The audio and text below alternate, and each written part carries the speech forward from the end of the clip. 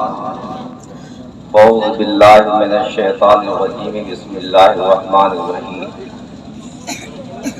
الا ان اولیاء اللہ لا خوف علیہم ولا هم یحزنون صدق اللہ العظیم وصدق رسولہ النبی الامین الکریم۔ پڑھو صلی علی، گفتگو میں جب ان کا نام آئے، پڑھو صلی علی، گفتگو میں جب ان کا نام آئے، نہ جانے یہ عمل کس وقت کس مشکل میں کام آئے۔ ماشاءاللہ، بآواز بلند درود پاک اللہم صلی علی سیدنا مولانا رسول اللہ صلاۃ و سلام دائما علیک یا رسول اللہ صلی اللہ تعالی علیہ وسلم۔ خواجہ ہند وہ دربار ہے اعلیٰ تیرا، کوئی محروم نہیں مانگنے والا تیرا۔ حضرات، بڑی دیر سے آپ تمامی حضرات آج کی محفل میں شرکت کر رہے ہیں۔ اللہ تبارک و تعالی ہم سب کی شرکتوں کو قبول فرمائے۔ حضرات، اس ٹھنڈی کے موسم میں اپنے گھروں کو چھوڑ کر، گرم بستر کو چھوڑ کر، اپنے آرام کو چھوڑ کر اس محفل میں آپ تشریف لائے۔ لانے کا مقصد غریب نواز کی باتوں کو سننا، ان کا ذکر کرنا، ان کی حکایتوں کو سننا، ان کی کرامتوں کو سننا، ان کی کتاب زندگی کو سننا، تاکہ جب اپنے بزرگوں کی زندگی کو ہم سنیں گے، جانیں گے، تو اسی کے مطابق اپنی زندگی گزارنے کی کوشش کریں گے۔ حضرات، تو آج ہم لوگ خواجہ غریب نواز کی زندگی کو سننے کے لیے آئے ہیں، ان کی یاد منانے کے لیے آئے ہیں، ان کا ذکر کرنے کے لیے آئے ہیں، ان کی بارگاہ میں خراج عقیدت پیش کرنے کے لیے آئے ہیں۔ جو انتظامیہ ہے، انتظام کر کے بارگاہ غریب نواز میں خراج عقیدت پیش کر رہے ہیں۔ سامعین ہیں، وہ سن کر بارگاہ غریب نواز میں خراج عقیدت پیش کریں گے۔ جو درود شریف پڑھنے والے ہیں، درود پڑھ کر کے، جو قرآن خوانی جنہوں نے کیا، قرآن پڑھ کر کے، یہ سب کے سب جو بھی خدمات کر رہے ہیں، اپنے وقت کی قربانی کر رہے ہیں، پیسے لٹا رہے ہیں، یہ سب بارگاہ خواجہ غریب نواز میں خراج عقیدت ہے۔ یہ علماء کرام جو بیان دے رہے ہیں، تقریریں کر رہے ہیں، مقصد ہے کہ بارگاہ خواجہ غریب نواز میں خراج عقیدت پیش ہو۔ شاعر اسلام حضرت مولانا مبارک حسین صاحب یا جناب مجاہد صاحب یا یہ شعراء کرام جو بھی ہوں، سب کا مقصد ہے کہ بارگاہ غریب نواز میں خراج عقیدت پیش کرنا۔ آئیے، میں بھی بارگاہ خواجہ غریب نواز میں خراج عقیدت پیش کرنے کے لیے حاضر ہوا جی۔ تقریر کے لیے کبھی اور حاضر ہوں گا انشاءاللہ۔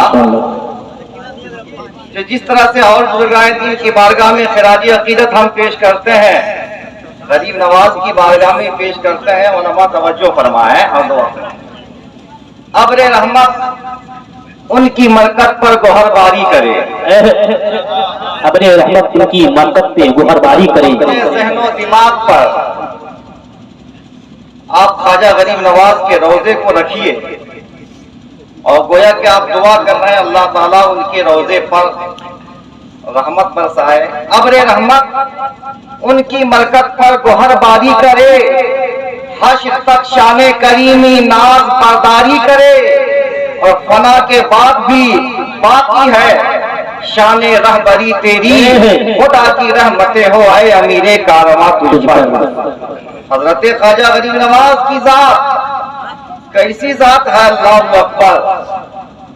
میں یہ غور کرتا ہوں کہ اس زمانے کے اندر بہت ساری تبلیغی جماعتیں ہیں، تکلیفی جماعتیں ہیں، تبلیغی جماعتیں ہیں، تکلیفی جماعتیں ہیں، دعوت اسلامی ہے، سنی دعوت اسلامی ہے، بے شمار مقرر ہیں، خطبہ ہیں، شعراء ہیں، لیکن سب مل کر کافی جد و جہد کر رہے ہیں، لیکن کوئی 90,000 نمازی نہیں بنا پا رہا ہے۔ کوئی جماعت یہ دعویٰ نہیں کر سکتا کہ ہم نے 90,000 بے نمازی کو نمازی بنایا، لیکن خواجہ غریب نواز کی تنہا ذات ہے جس نے 90 لاکھ بے ایمانوں کو صاحب ایمان بنایا ہے۔ حضرات، گویا پتہ یہ چلا، اپنے آپ کو مبلغ کہنے والے سنو، ہمارے خواجہ سے بڑا مبلغ اس بھارت کی دھرتی پر کوئی پیدا نہیں ہوا۔ اسلام کا سب سے بڑا مبلغ کا نام حضرت خواجہ غریب نواز ہے۔ آخر کیا طریقہ تھا ان کا تبلیغ کا؟ کیسے لوگ ان کے ہاتھ پر اپنے مذہب سے توبہ کر لیتے تھے، شرک سے توبہ کرتے، کفر سے توبہ کرتے، اور ان کے قدموں میں گر جاتے، کلمہ طیب پڑھ لیتے۔ آخر ان کا انداز کیا تھا، طریقہ کیا تھا؟ میرے دوستوں، بزرگوں، غریب نواز کی پوری تاریخ پڑھی ہوئی ہے جی ماشاءاللہ۔ حضرت خواجہ غریب نواز یقیناً غریب نواز تھے، غریبوں کو نوازتے تھے، ان کے ہاں ہمیشہ لنگر چلتا تھا۔ اس زمانے کے اندر آج سے 800 برس پہلے بھی غریب نواز کا لنگر چلتا تھا، آج بھی چلتا ہے، صبح قیامت تک چلتا رہے گا۔ چلے گا نہیں چلے گا؟ کتنا کا چلتا تھا؟ 800 برس پہلے اس زمانے کا جو روپیہ تھا اس کے حساب سے روزانہ 2000 روپے خرچ ہوتے تھے۔ اللہ اکبر، روزانہ 2000۔ ابھی کا جوڑیے کتنا ہوگا؟ لاکھوں روپے ہوں گے۔ کتنے لوگ غریب نواز کے لنگر سے اپنے آپ کو سیراب کرتے ہوں گے، کتنے لوگ کھاتے ہوں گے۔ غریب نواز اس کا مطلب بہت بڑے آدمی تھے، امیر آدمی تھے، ایسی بات نہیں تھی۔ خود غریب نواز کا حال یہ تھا کہ پیمند لگا کے وہ کپڑا استعمال کیا کرتے تھے، خود نہیں پہنا کرتے۔ ان کے کھانے کا عالم یہ تھا کہ سوکھی روٹی کو پانی میں بھگو کے خود استعمال کرتے تھے۔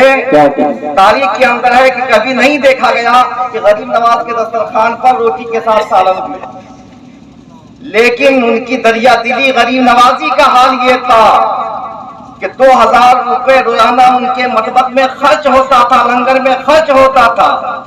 اور جب مطبخ کا مالک آتا، پیسے ختم ہو جاتے، آنے کے بعد غریب نواز سے کہتا کہ حضور آج تک کے مطبخ چلا، کل سے ہے نا کوئی انتظام نہیں۔ غریب نواز فرماتے جاؤ میرے مصلے کے نیچے ہاتھ بڑھا دو اور جتنا تمہیں ضرورت ہے اس کو اٹھا کے لے جاؤ۔ اتنا اٹھا کے لے جاتے تھے۔ حضرات، یہ غریب نواز کی کرامت تھی۔ غریب نواز کے دربار میں لوگ آتے، آنے کے بعد بڑے بڑے جو دوسرے مذاہب کے پیشوا ہوتے تھے، جب مذہب اسلام کے بارے میں سنتے تھے کافی جلن محسوس ہوتی تھی، عداوت تھی، تو بہت سارے لوگ بہت سارا حرفہ استعمال کیے، لیکن جو ذی علم حضرات ہوتے تھے وہ چاہتے تھے کہ جا کے ہم فقیر سے مناظرہ کریں گے۔ بڑے بڑے مناظر آتے اور آنے کے بعد دربار میں حاضر ہوتے، کیا دیکھتے؟ غریب نواز خطاب فرما رہے ہیں، تقریر فرما رہے ہیں، مجمع لگا ہوا۔ بتائیے اس مجمع کا کیا ہوگا کہ جس کے خطیب خواجہ غریب نواز ہوں گے اور جس میں سامعین ہوں گے۔ اسٹیج نہیں سجتا تھا، درخت کے نیچے یا پتھر کے اوپر یا کسی سی سرزمین پر لوگوں کی بھیڑ لگی رہتی تھی، غریب نواز کا خطاب ہوتا تھا۔ اللہ اکبر۔ تو اسی خطاب کے دوران ایک اسلام کا دشمن کوئی پادری آتا ہے اور آنے کے بعد مناظرہ کرنا چاہتا ہے۔ دیکھا کہ بہت دور دراز سے تھکا ماندہ آیا ہے.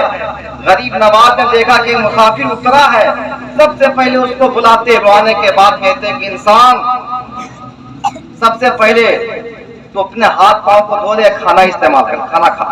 کہا میں مناظرہ کرنے کے لیے آیا ہوں آپ سے. آپ نے آ کر کے پورے ہندوستان کے اندر ہے نا تباہی مچا دی.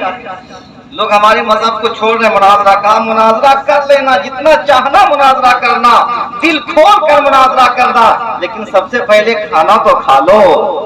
اللہ اکبر. غریب نواز کی بات میں ایسا اثر ہوتا کہ اسی وقت وہ انسان تائب ہو جاتا اور قدموں میں گر جاتا, پڑھ رہا اشہد ان لا الہ الا اللہ و اشہد ان محمد رسول اللہ. حضرات محترم, حضرت خواجہ غریب نواز کی ذات, ان کا دربار لگا ہوتا. اسی دربار میں ان کی بارگاہ میں ایک کسان بھی حاضر ہوتا ہے. کسان آندولن آج بھی ہو رہا ہے. اس زمانے کے اندر ایک کسان حاضر ہوتا ہے. آنے کے بعد عرض کرتا ہے کہ حضور, جو اس وقت کا دلی کا بادشاہ ہے وہ آپ کے مرید کا مرید ہے. جی, آپ کے مرید کا مرید ہے, جنہوں نے کافی میرے اوپر ٹیکس لا دیا, اور ہمارے اندر وہ طاقت نہیں کہ ہم اس ٹیکس کو ادا کر سکیں. اس لیے اگر آپ نے حکم فرما دیں تو میرے ٹیکس کو معاف کر سکتا ہے. حضرت خواجہ غریب نواز سنتے ہیں. سننے کے بعد کہتے ہیں گھبراؤ مت, چلو میرے ساتھ.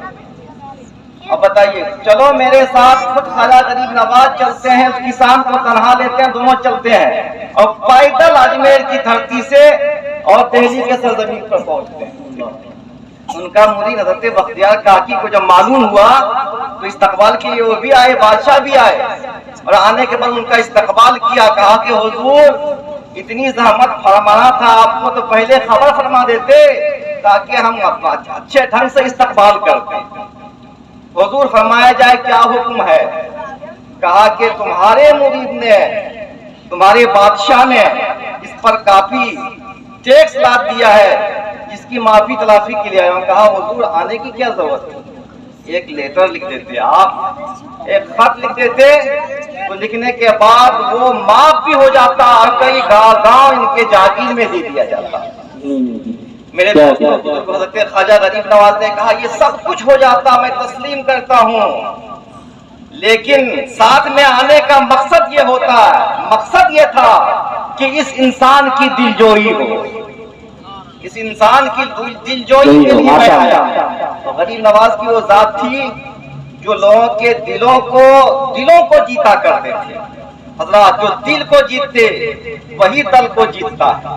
شمس الدین التمش وہ کون بادشاہ, وہ ایسا بادشاہ تھا کہ جو حضرت خواجہ غریب نواز بغداد کی سرزمین پر تھے تو وہ نوجوان تھا, بالکل نوجوان, کافی کم عمر والا. ادھر گھوڑے سے گزرتا ہے, جب غریب نواز کو دیکھتا ہے, بزرگوں کو دیکھتا ہے تو گھوڑے سے اتر جاتا ہے, اور اترنے کے بعد دست بوسی کرتا ہے, ادب کرتا ہے. اسی وقت خواجہ غریب نواز نے ارشاد فرمایا تھا کہ یہ لڑکا جو مؤدب لڑکا ہے, باادب لڑکا ہے, اس وقت تک کہ یہ انتقال نہیں کر سکتا ہے جب تک کہ ہندوستان کا بادشاہ نہ بن جائے.